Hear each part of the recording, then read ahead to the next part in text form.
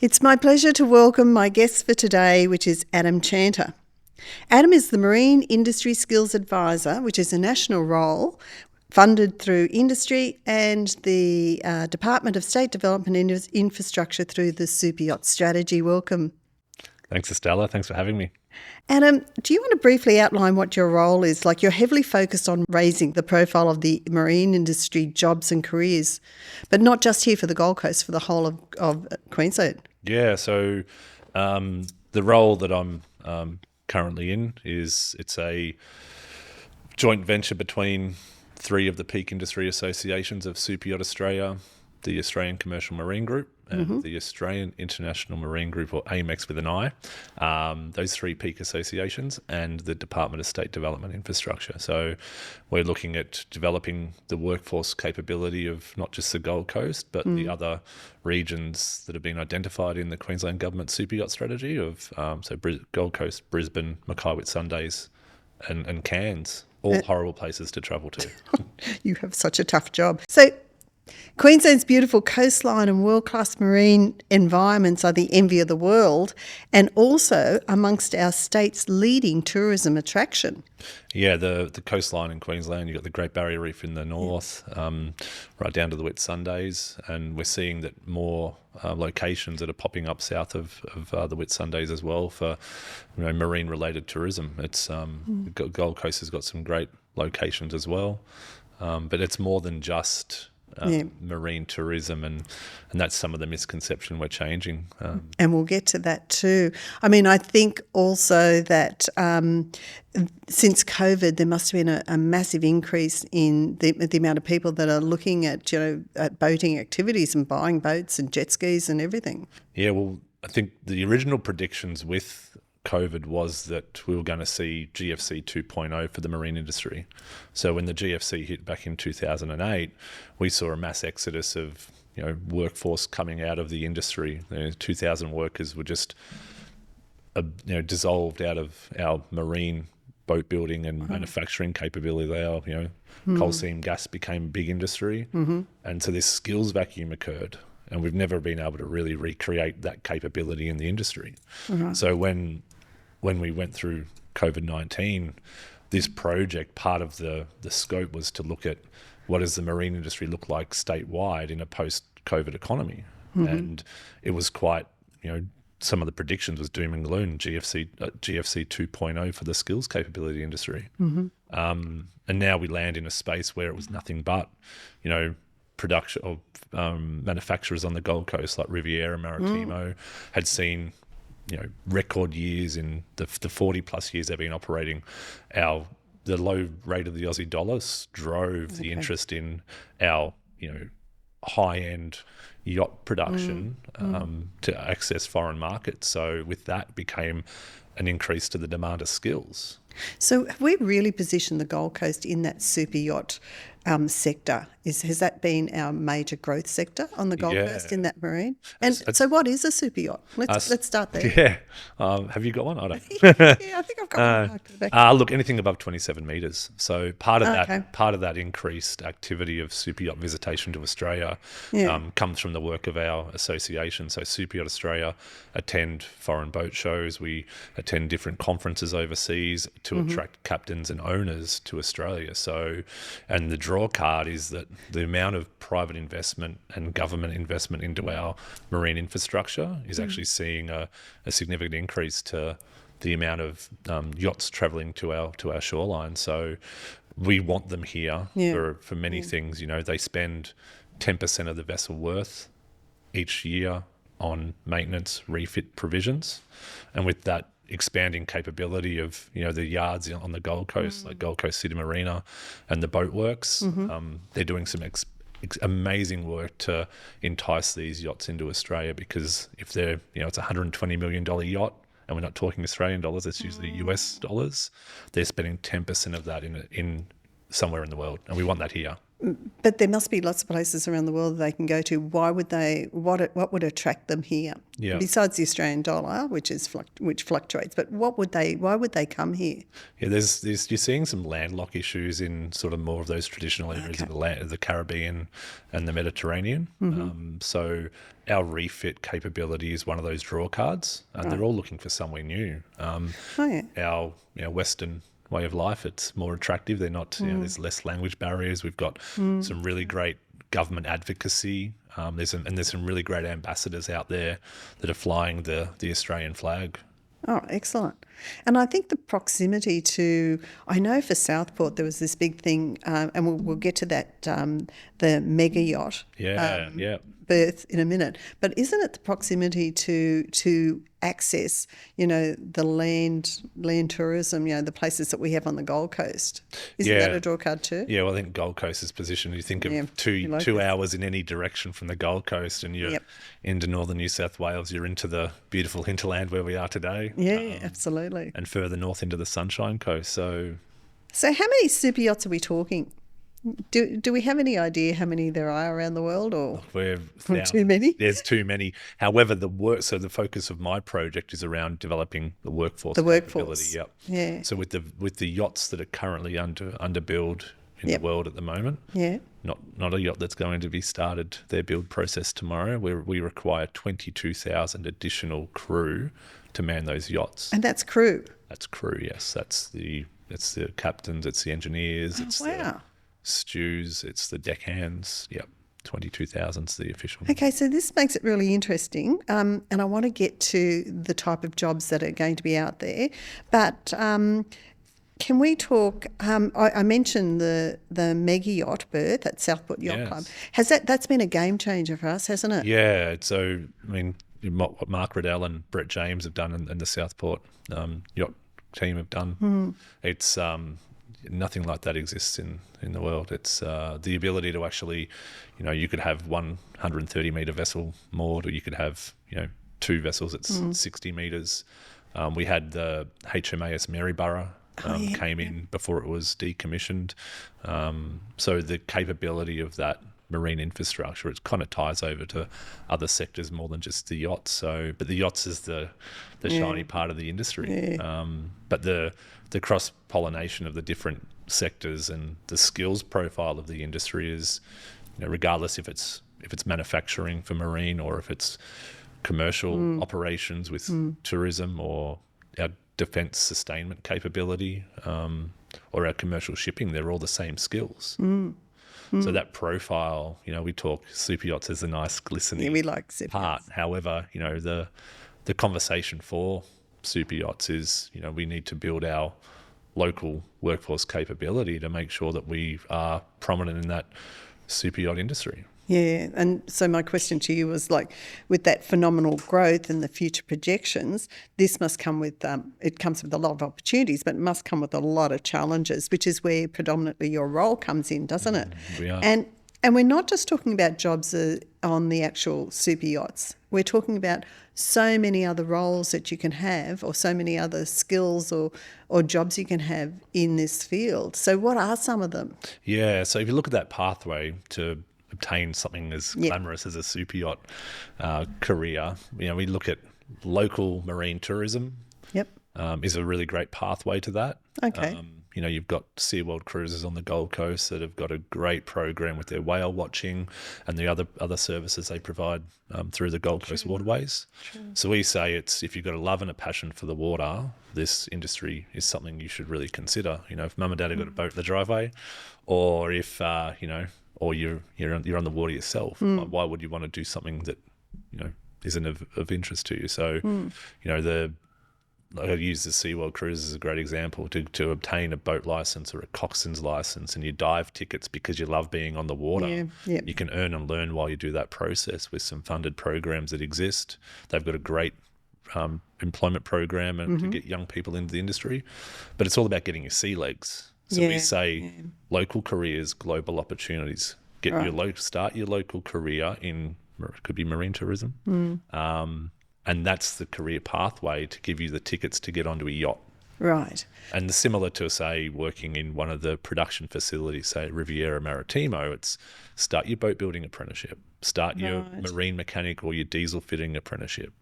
Yeah. And by the time, with a love and appreciation for the water, you could obtain the tickets and licenses that you require to be on a yacht by the time you're 21, 22. So predominantly when we think of super yachts, I'm going to keep saying that word. No, it's it's really it's cool. great, isn't it? Predominantly we do, we think of, working actually on that super yacht, but there's so many jobs in the Rivieras, in the trades out there. Like, and you mentioned some. There's got to be engineers. There's got to be design artists. There's got to be. So, do you want to talk us through the myriad that's out there? So you don't actually have to have sea legs. You can actually have land legs that want to build one. And I think people gravitate towards some of those employment opportunities because of the location too. Like they're local to the northern part of the Gold Coast. But those, any of those production facilities on the Gold Coast, so Maritime, Riviera, Telwater, BRP, or even the shipyards of Gold Coast City Marina and the boat works. There's 20 plus trades that go into actually building or sustaining or maintaining a vessel. So, is there? Yeah, and if it exists, because there's the cabinetry, the cabinets. Let's work our way through this. There's going to be fiberglass. So composite technician is the technical word. Probably, right. I prefer to say carbon fibre technicians. It does sound better. I'll adopt that one. You can do that. Yeah. So you've got your boat building, which is essentially carpentry with a little bit more finesse. Yep. Cabinet making, diesel fitters, diesel mechanics, boiler makers for structural welding integrity on commercial vessels and other proponents. You've got upholstery. You have anyone considering design or fashion. Why not do it on a vet? Why not do it? Do they have designers for the inside? Yeah, yep. So naval architect is the technical terminology. So there are naval architects that are based out of Coomera as well. So and in-house design teams as well. So a great way to get into something is what seems a world away, like naval architecture. Yeah. If you love programming or working with computers, computer-aided design and computer-aided manufacturing is a great way to get into that. There's businesses on the southern end of the Gold Coast there near Miami Marquetta, Marine Airflow. They build components and parts that go into majority of the vessels that operate through Coomera and across the world. So they need more in-house designers to undertake that type of work, and you're not needing a university degree to undertake it. I was going to ask that. Yeah. So what do you need? Like if I was at high school, I'm listening to this, and I think, wow, that sounds pretty exciting. How would I go about it?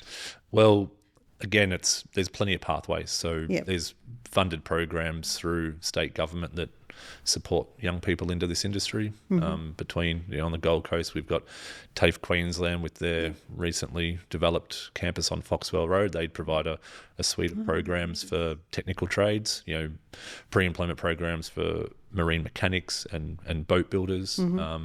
Major training group up in Yatala have just recently brought boat building and a suite of pre-employment programs on scope as well. So it's good to see there's a range of opportunities for young people. You look into, say, Paradigm training within the boat works. They're providing pre-employment programs for young people to get their coxswains commercial tickets as well. So there's a range of opportunities that are funded and supported by the state. Wow. But part of your role obviously is that coordination role and to get that information out, isn't it? So do you work closely with schools, and you work closely because we will get to the careers day as well, which but you work closely with schools? Yeah, we try to send. There's 130 on the Gold Coast and something. So we work with some state government representatives from the Department of Education to facilitate some of that message. Our industry partners push those messages into the schools as well. Our next phase of this project is looking at developing some resources to enable those influencers in the school space or the career decision space to advocate for the industry. Oh, good. Because there's a misconception of what it is and what it isn't. Yeah, yeah. And it's dirty, it's dusty, it's dingy absolutely. is not what it is anymore. We need highly capable, highly competent young people that actually take some pride in what they do to take up the roles that exist in this industry. And I also think, Adam, that there's a need to clarify the roles. Like, we've got some really amazing titles for jobs, but it doesn't necessarily resonate with young people, does it? No, I mean, I went into speaking... What is it, a composite? A composite technician. I think they fall asleep before I finish. Yeah, I'm not even sure. I'm not even sure what that is myself. So. I'd prefer to say, in some the composite type of role where you might be building the hulls or the decks in some of these vessels, it leads into that high-end carbon fibre capability. That's not just for this industry either. That ties into our aerospace capability. It ties into the requirements for defence.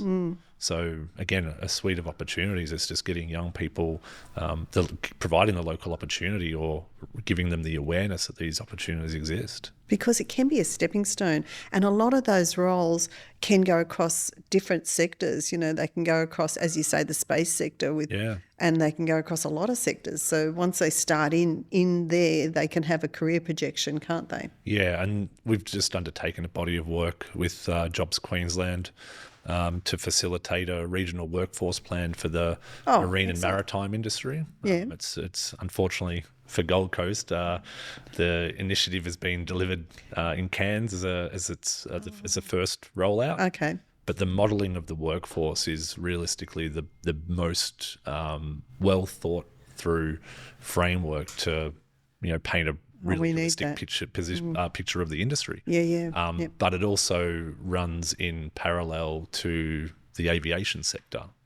So they see the skills portability across aviation and marine and maritime is quite similar, except one's on water and one's in the air. But so that's being rolled out in Cairns. Is there an appetite to roll that out on the Gold Coast, or do you think it will be rolled out on the Gold Coast eventually? I would hope that it's a national framework that's adopted. So I believe Gold Coast would be the next frontier that we'd like to undertake that regional or that profiling of the industry. This project has us working over in WA with Henderson and Fremantle. There's Henderson in Western Australia is Australia's only super yacht manufacturer and builders. We maintain and sustain them quite efficiently over here. So the project is industry led. So we're looking at that framework needs to be adopted on a national level if we're ever going to get serious about addressing this skills crisis issue.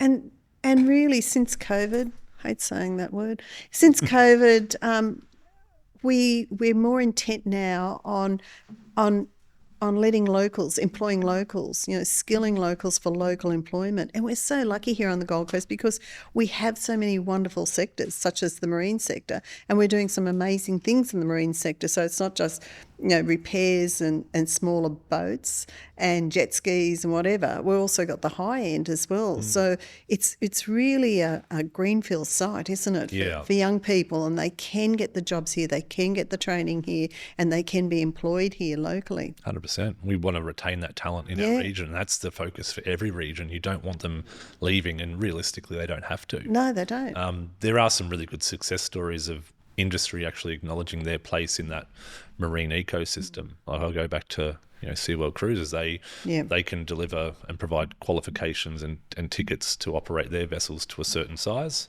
but they really appreciate when their workers leave the region and obtain work in, say, Cairns, but they get homesick. They want to come home, and there's this revolving door where they return back to the Gold Coast. Or when they do, to set roots with the family and whatnot. That's kind of the way. That's the alignment. When they do return, though, they do return with a higher caliber of operation of vessels and better understanding and appreciation for the water. And also, they've got skills they've learned in different industry and traditionally a different part of the industry. They're bringing back to the Gold Coast, and for them, how that builds their workforce profile is second to none. They can't appraise that any more than they could. So. That's so good. It was our pleasure to be a partner in the Gold Coast Marine Careers Open Day. and that was last year. Yeah. Do you want to talk us through that, because that was highly successful and a great way to get out to mums and dads and everyone what we have on the Gold Coast and what careers are available. Yeah, I think for our industry, if we're going to actually address this skills shortage issue, it's to, open the doors of this sector and really showcase the different career pathways, that it's more than just that dirty, dingy, sticky, grimy type of environment.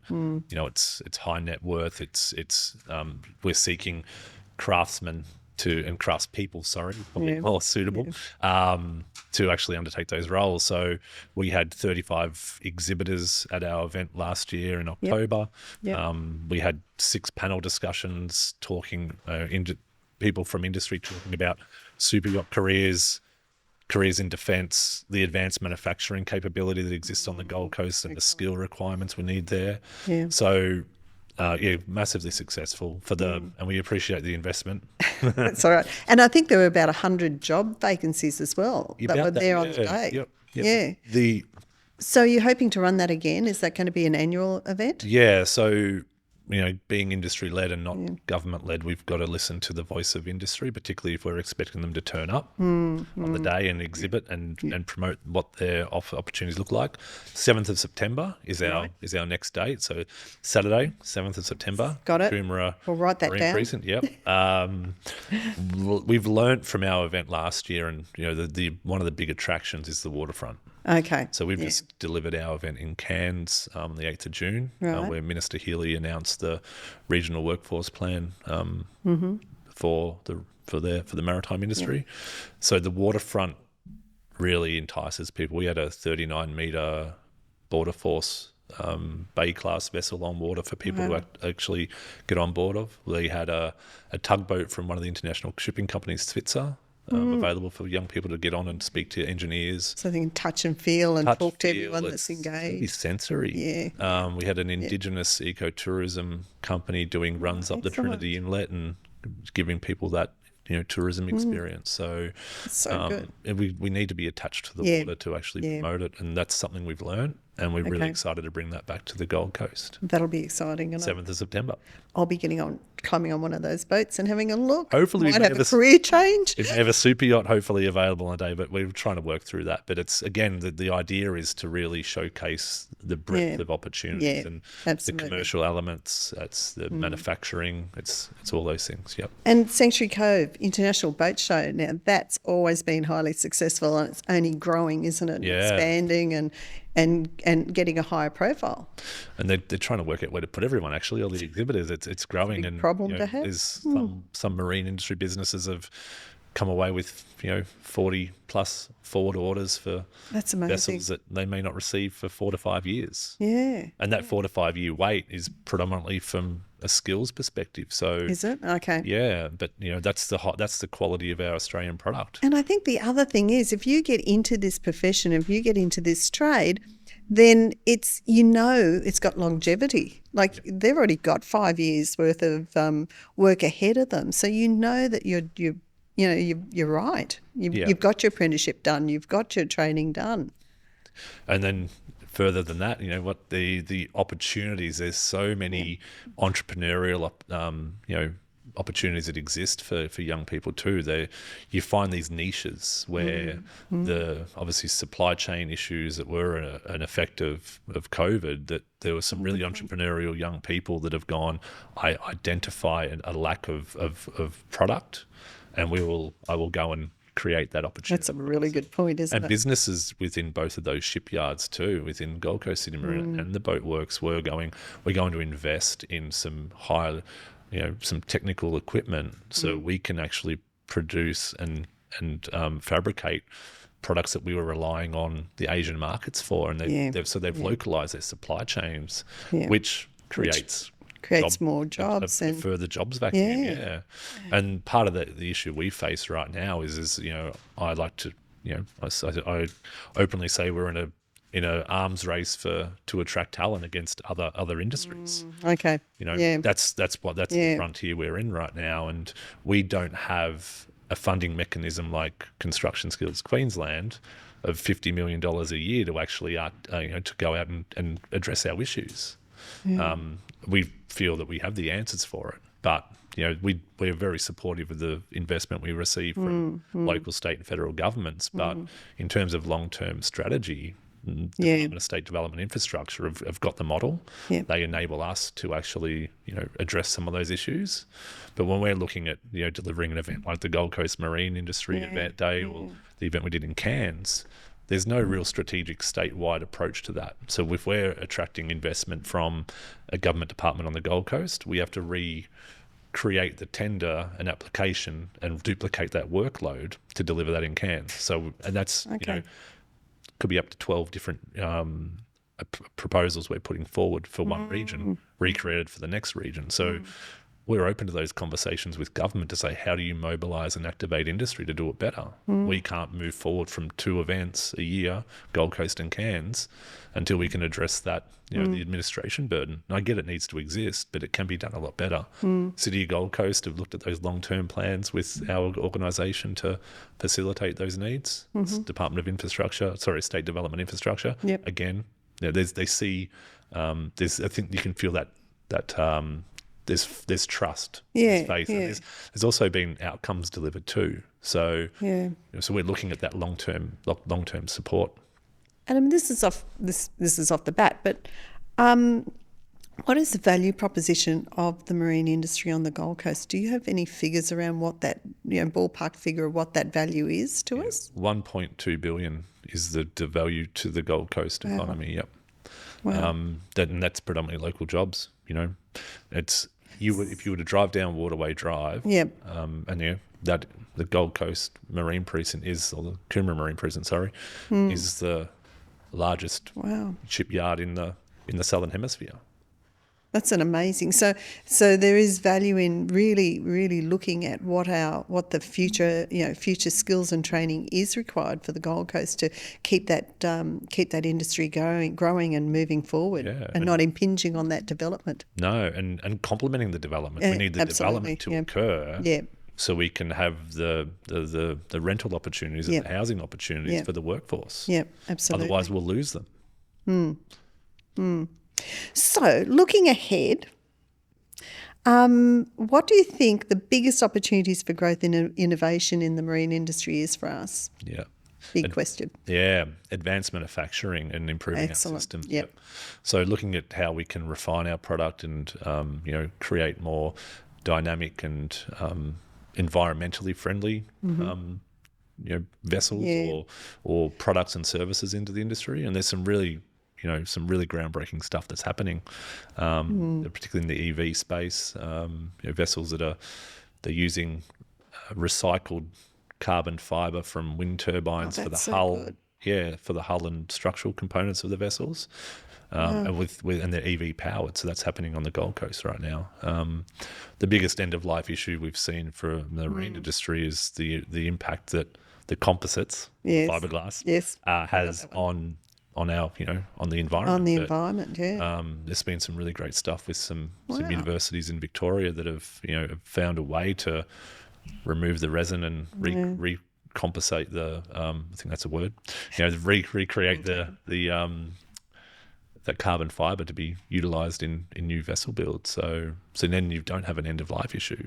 And you've also got an EV component that's, reducing the burden of fossil fuels on the industry. Gold Coast never ceases to surprise me with how innovative and how much is being done that we don't hear about. How and that whole environmental sustainability and recycling issue is a big issue. So it's really good to hear that we're sort of in that field and working towards that carbon neutral as well.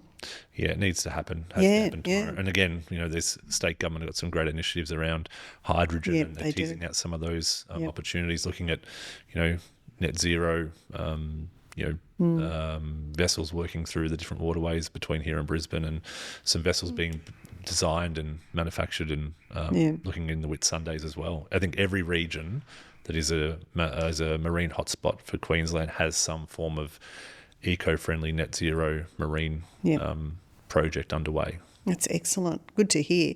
So if I was a young person and I got really excited by what you've been saying, and I'm looking at entering the marine industry, what advice would you give them? Oh, that's a big question. I know. Isn't it? It is. It is, but I'm also really conscious that out there's a lot of information for young people. Like, yeah, you can be anything, you can do anything, you can work in different fields, but there's so much, it can become quite confusing. Yes. There's a few avenues for that. So the first one for young people, so high school age people, like your students, is you have to try everything. Don't just have your goal set saying, when I finish school, I'm going to be a designer. I'm going to be, open yourself to the opportunities that exist. I think a better way to move forward to address the skills issue is how well the tertiary sector and the vocational sector can intersect. Yeah. So, gone are the days where we need to segregate those two and say, you're going to university. Well, the most competent people in this industry are those that have that tertiary mindset, that function, but they also know how to build, manufacture, and design. So the end to end, they say the best architect is actually a builder. Yeah. So I'd say to any young person, don't just be focused on that tertiary entry. Look at how you can develop your skills and actually test yourself. Yeah. That's my advice for school age students, and for those that are in, industries or tradespeople that are in aligned industries. Don't do the highway north to Brisbane. There's a significant amount of earning potential on the Gold Coast. Some of the most proficient boat builders I've seen in my time building boats across different businesses in the Gold Coast years ago. They are cabinet makers from other industries. They're shop fitters. Yeah. They're carpenters, or they're diesel mechanics that were working on, old equipment, say in north of the Gold Coast, and they want to work on an engine that you could literally eat off because it's so clean and well maintained. So for people working in aligned sectors that are tradespeople or technical skills, if you've got a boat in the driveway, just do it. Just do it. And of course, for more information and to get to really be able to touch and see, we'll do a bit of a plug for the the Careers Day as well, which I think you said 7th of September? 7th of September, we'll have some information we can circulate. Yeah, and I'll make sure I put it up so that everyone listening, if you're interested, we'll make sure we put that up on the podcast. Great. But look, it's been great talking to you. But before you go, you live here on this wonderful Mount Tamborine. Yes. What is it about this region that keeps you excited and keeps you here, or the Gold Coast in general, really? The Gold Coast have got that great marketing campaign, the green behind the gold. Yes. I love it. It's a great sense of community here. For me, it's 30 minutes to the boatyards or the shipyards in Coomera. It's a great, way of life. I think, you've got a good sense of community. You can be as involved in it or not as involved in it as you like, but the access to the Gold Coast is a draw card too. It is. So it's surprisingly close. It's an hour to Brisbane if you really want to go to Brisbane, but half an hour to to where most of that marine activity is happening. 45 minutes to the Gold Coast, to Southport, and I think through the boat show week it was only 40 minutes with the backlog of traffic getting into the Sanctuary Cove International Boat Show. So it's faster than I was. Accessibility is a draw card. Yep. Yeah. Thank you so much. It's been great speaking with you today and hearing about how exciting our marine industry is. So thanks a lot, Adam. Thanks, Estella. I'm glad we finally got here. It took us a little while, but we did. It's good. And a great venue. Venue. The guys here at the Knoll Studio do a great job. So yeah. thanks for coming. Excellent. Thank you. Thank you.